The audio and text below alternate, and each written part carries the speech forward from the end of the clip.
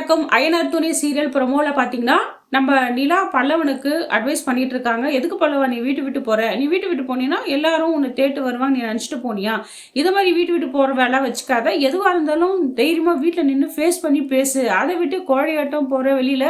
என்ன இருந்தாலும் நீ அப்பா பேசுனது தப்பு. அவர் இருந்தாலும் வயசுல மூத்தவரு. நீ அவர அந்த மாரி பேசுனது எனக்கு சுத்தமா புடிக்கல. அதனால தான் நானும் உன்ன அடிச்சுட்டேன்." அப்படின்னு சொல்றாங்க. "இல்ல நீ எனக்கு எவ்வளோ கஷ்டமா இருக்கு அம்மா இல்லாத. இவரு வெறுப்பேத்துற மாரி எல்லாம் பண்ணிட்டு இருக்காரு. அதனால தான் அப்படி பண்ணேன்னு" சொல்றாங்க. "இருந்தாலும் பல்லவா நீ பண்ணது ரொம்ப தப்பு. அப்பாவ அது மாரி அப்பாவுன்னு இல்ல. யாருமே நீ வந்து மரியாதை குடுத்து பேசணும். எதிர்த்து பேசக்கூடாது." அப்படின்ட்டு அட்வைஸ் பண்ணிட்டு இருக்காங்க. உங்க அம்மா இந்த வீட்டுக்கு போயிட்டாங்கன்னா, அது ஒரு காரணம் இருக்கு. அது அப்புறமா தெரிஞ்சுக்கலாம். அவங்களுக்கு எப்போ தோணுதோ அப்போ வருவாங்க. அதுவரைக்கும் நீ உன்னோட படிப்புல கவனம் செலுத்து அப்படின்னு புத்திமதி சொல்லிட்டு இருக்காங்க. காயத்ரி பார்க்க போறாங்க நிலா, சோழனும். அந்த நேரத்துல சோழன் காயத்ரி கிட்ட மன்னிப்பு கேட்கிறாரு. "என்ன மன்னிச்சிடுமா. நான் தெரியாம உன்ன வந்து நிலா வெறுப்பேத்துறதுக்காக நான் உன்ன லவ் பண்ற மாரி பேசிட்டேன்.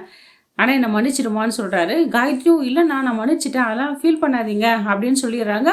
உடனே எல்லாரும் சந்தோஷமா சாப்பிட்டுட்டு இருக்காங்க. சேர, சோழ, பல்லவன், பாண்டியன் எல்லாருமே. அந்த நேரத்துல நான் திருந்திட்டேன். இனிமேல் என்னால எந்த பிரச்சனையும் வராது அப்படின்னு சொல்லிட்டு எல்லார்கிட்டயும் உடைய விட்டு பேசிட்டு இருக்காரு. இந்த நேரத்துல நம்ம பல்லவன் சொல்றாரு, "அண்ணா நீ திருந்திட்டின்னா உலக மகா அதிசயம் அண்ணா. ஏன்னா இப்படி பண்ற? நீயாவது திருந்தியாவது.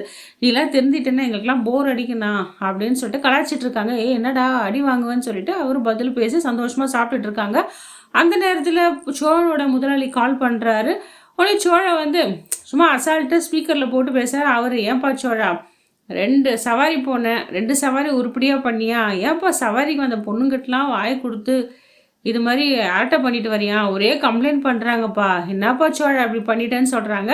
அந்த நேரத்துல நம்ம சோழன் வந்து மொக்க வாங்கிட்டாரு. எல்லாரும் கிண்டல் கேலி பண்ணி கலாய்ச்சிட்டு இருக்காங்க. நம்ம நிலாவும், "இப்பதான் ஒருத்தர் சொன்னாரு, நான் திருந்திட்டேன். என்ன போல நல்லவன், வல்லவன் யாரும் இல்லன்ட்டு. இப்ப இவரு போச்சு தெரியுதா? இவர் காலத்துக்கு திருந்த மாட்டாங்க பல்லவா.